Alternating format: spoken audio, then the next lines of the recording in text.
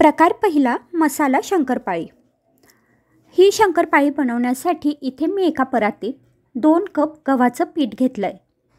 आता याच्यात आपल्याला 4 चमचे रवा टाकून घ्यायचा आहे।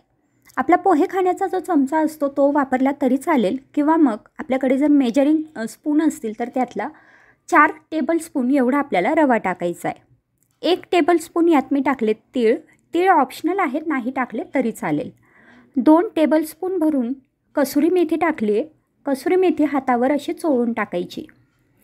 त्यानंतर अर्धा टेबलस्पून ओवा याच्यात टाकून घेतल्यात। ओवासुद्धा हातावरती चोळून टाकायच्या। आता याच्यात चवीपुरतं आपल्याला मीठ टाकून घ्यायचं आहे। त्यासोबतच अगदी पाव चमचा जिरं टाकलं, 1 टीस्पून धने पावडर, 1 टीस्पून लाल मिरची पावडर, यासोबत तुम्ही काश्मीरी लाल तिखटसुद्धा इथे वापरू शकतात, पाव चमचा हळद आणि अर्धा चमचा मी इथे चाट मसाला टाकून घेतला आहे। चाट मसाल्याऐवजी मिरे पावडर आपल्याकडे असेल तर तीसुद्धा आपण वापरू शकतो। आता हे सगळं चांगलं एकजीव करायचं। हे सगळे जिन्नस एकजीव झालेत। आता याच्यात आपल्याला 4 चमचे तूप टाकून घ्यायचं आहे। तुपाऐवजी तुम्ही तेलाचाही वापर करू शकतात, पण तुपाने ही शंकरपाळी खूप जास्त खुसखुशीत होते। सुरुवातीला मी इथे 3 चमचे तूप टाकून घेतलं। आता हे मी आधी एकजीव करणार आहे आणि त्यानंतर आपण पाहू की अजून जर आपल्याला तुपाची आवश्यकता वाटली तर अजून 1 चमचा आपण तूप ॲड करायचं आहे। आता हे चांगलं एकजीव करायचं।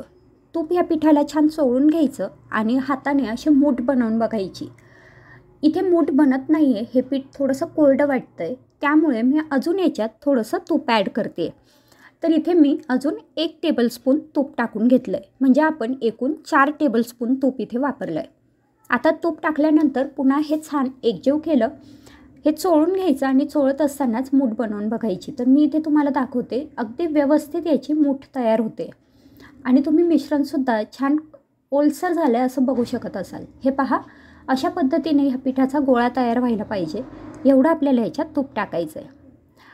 आता हे पीठ आपल्याला भिजवून घ्यायचं आहे, तर त्यासाठी थोडं थोडं करत पाणी टाकायचं आणि घट्ट असं भिजवायचं। खूप जास्त सैल भिजवायचं नाही, थोडंसं घट्टच भिजवायचं। तर हे पहा, इथे हे पीठ छान भिजून झालेलं आहे, तुम्ही बघू शकताय। आता हे आपण मिनिटभर फक्त मळून घेऊ। तुम्ही हवं तर हे 10 मिनटं छान झाकून ठेवू शकतात। सेट झाल्यानंतर शंकरपाळी बनवली तरी चालेल। मी लगेच शंकरपाळी बनवायला घेते। यातला एक गोळा घेतला आणि आता याची आपल्याला पोळी लाटून घ्यायची। आता ही शंकरपाळी छान कुरकुरीत असतात, तर त्यामुळे आपल्याला ही जी पोळी आहे ही थोडीशी पातळ लाटायची, किंवा मग आपली नेहमीची जी चपाती असते तशी ही पोळी लाटली तरी चालेल। पण जर तुम्हाला अशी खुसखुशीत शंकरपाळी हवी असतील तर ही पोळी थोडीशी जाड ठेवा। जसे आपले गोड शंकरपाळींना आपण जाड पोळी बनवतो त्या पद्धतीने बनवली तरी चालेल। पण मी इथे छान कुरकुरीत शंकरपाळी बनवते, त्यासाठी अगदी पातळ अशी ही पोळी लाटून घेतली।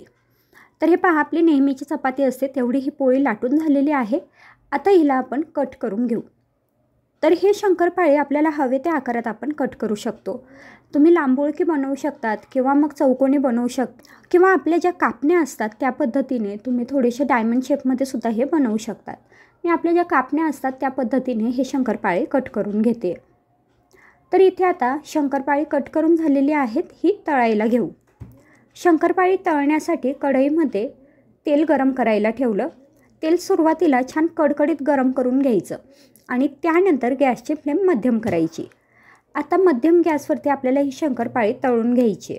तर सुरुवातीला खूप जास्त शंकरपाळी एकत्र टाकायची नाहीत, तेलात जेवढी मावतील तेवढी शंकरपाळी इथे टाकायची आहे। तर मी सुरुवातीला जे तेल घेतलं आहे त्यात 1 झारा भरेल एवढी शंकरपाळी टाकून घेतली।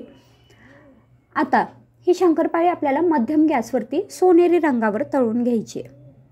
तर मी इथे अशा पद्धतीने छोटीशी कढई वापरली आहे, त्यामुळे तेल कमी लागतं आणि ही जी आपली शंकरपाळी आहेत किंवा कुठलाही तळणीचा पदार्थ आहे तो तेल कमी पितो, त्यामुळे मी इथे छान लोखंडी कढईमध्ये ही शंकरपाळी तळून घेते। तर हे पहा, शंकरपाळी तळत असताना अशा पद्धतीने त्यात येणारे बुडबुडे कमी झाले की मग समजायचं आपली शंकरपाळी तळून झालीत। आता ही शंकरपाळी इथे तळले गेलेत, हे बाजूला काढून घेऊ। आता हे काढत असताना सुद्धा आपल्याला एखाद्या जाळीवरती काढून घ्यायचे आणि ही जाळी एखाद्या भांड्यावर ठेवायची, म्हणजे यातलं जे एक्स्ट्रा तेल असेल ते त्या भांड्यात निथळून येईल। तर अशा पद्धतीने हे शंकरपाळे तळून झालेले आहेत आणि ह्याच प्रकारे मी उरलेले सगळे शंकरपाळे तळून घेते.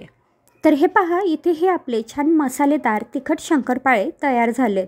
अतिशय कुरकुरीत असे होतात. मी तुम्हाला एक शंकरपाळे इथे तोडून दाखवते. हे पहा, अगदी कुरकुरीत अशी शंकरपाळे इथे तयार झालेत. आता बघू शंकरपाळ्यांचा दुसरा प्रकार, खारी शंकरपाळे. तर हे जिरा शंकरपाळी बनवण्यासाठी इथे मी घेतला आहे एक बाउल आणि ह्या बाउलमध्ये मी 2 वाटी मैदा टाकून घेतला आहे. अशा पद्धतीने इथे मी 2 वाटी मैदा घेतला आहे आणि त्याच्यात पाव वाटी आपल्याला टाकायचं आहे रवा. साधारण 4 चमचे एवढा हा रवा आहे. एक मोठा चमचा भरून आपल्याला इथे जिरं टाकायचं आहे आणि चवीपुरतं मीठ. आता पाव वाटी मी याच्यात तूप टाकून घेतलं आहे. हे तूपसुद्धा 4 टेबलस्पून एवढं आहे. तूप आपल्याला नॉर्मल जे टेम्परेचर असतं त्याचं घ्यायचं आहे. अगदी फ्रीजमधलं थंडगार तूप घेऊ नका. आता हे तूप या मैद्यामध्ये व्यवस्थित मिक्स करून घ्यायचं आहे. अशा पद्धतीने तूप ह्या मैद्यामध्ये व्यवस्थित मिक्स झालं की ह्याप्रमाणे मैद्याची मूठ बनवून बघायची. अशी मूठ बनली पाहिजे, म्हणजे हे मोहन अगदी व्यवस्थित पडलेलं असतं. आता थोडं थोडं पाणी टाकून आपल्याला याचा घट्ट असा गोळा मळून घ्यायचा. तुम्ही बघू शकतायत ह्या पद्धतीने इथे मी या मैद्याचा घट्ट असा गोळा तयार करून घेतलेला आहे.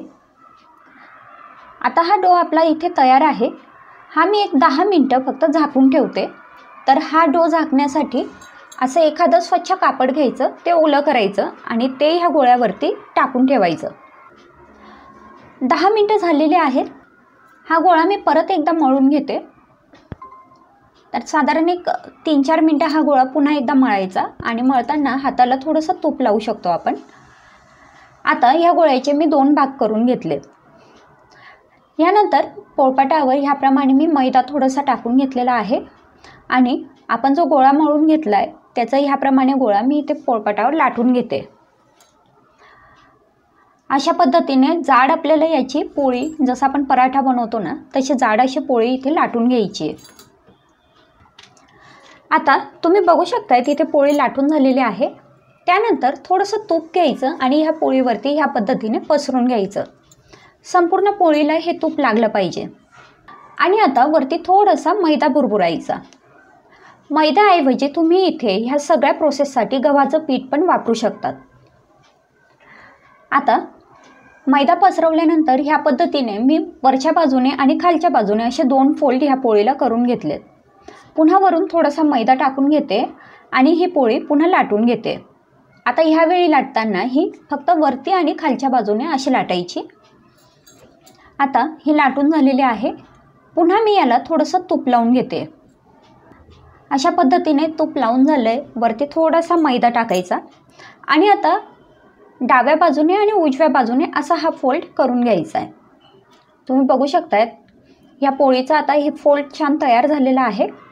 आता पुन्हा याला मैदा टाकून परत ती प्रोसेस आपल्याला रिपीट करायची आहे.